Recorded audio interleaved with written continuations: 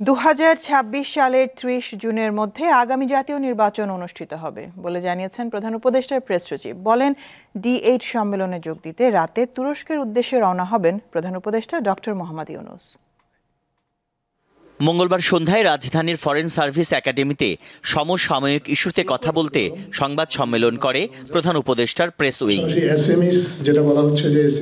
এ সময় উপপ্রেস সচিব বলেন, সংস্কার ও নির্বাচন আয়োজন নিয়ে সরকার কাজ করছে। সংস্কারের বিষয়গুলোতে তৈরি হয়ে যায় তাহলে নির্বাচনের দিনক্ষণও আসলে নির্বাচন কমিশন তখন হয়তোবা জানিয়ে দিতে পারবে। এছাড়া নির্বাচনের জন্য যে প্রস্তুতির বিষয় আছে সেই প্রস্তুতির কাজ তো নির্বাচন কমিশন শুরু করে দিয়েছে এবং এখানে রাজনৈতিক দলগুলো আছে, সাধারণ জনসাধারণ আছে, ছাত্ররা আছে, সবার মতামত নিয়ে সম্মিলিতভাবে একটা সিদ্ধান্তে পৌঁছেই জাতির জন্য যেটা কল্যাণ হয় সেই রকম একটা সিদ্ধান্ত সরকার গ্রহণ করবে।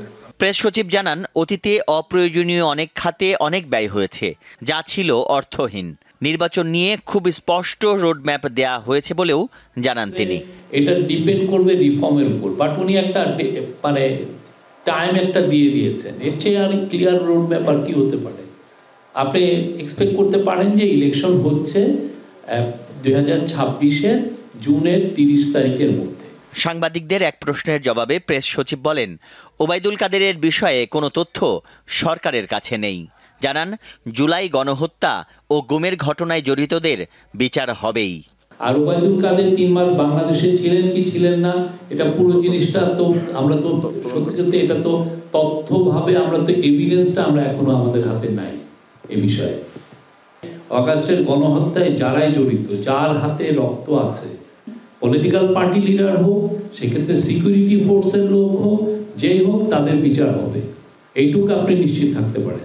বিশ্ববিদ্যালয় মঞ্জুরি কমিশনের নাম পরিবর্তন করে বিশ্ববিদ্যালয় কমিশন করা হবে বলে জানিয়েছেন প্রধান উপদেষ্টার প্রেস সচিব।